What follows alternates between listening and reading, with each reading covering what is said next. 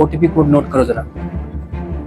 3526। Okay, लग गया OTP। 3 lakh पड़ा है अकाउंट में, ट्रांसफर कर दिया। Okay good.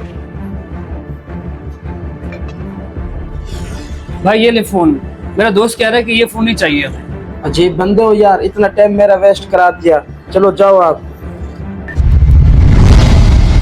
माशाल्लाह काम मेरा बहुत ही अच्छा जा रहा है। मैसेज आ गया है।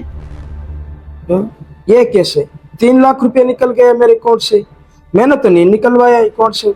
अच्छा, ये जरूर उसी बंदे का काम है जो कॉल कर रहा था। अब तो वो चला गया। हाय मैं लुट गया, बर्बाद हो गया, मेरे सारे पैसे वो ले गया। दोस्तों, किसी ने सच ही कहा है, जैसा करोगे वैसा भरोगे।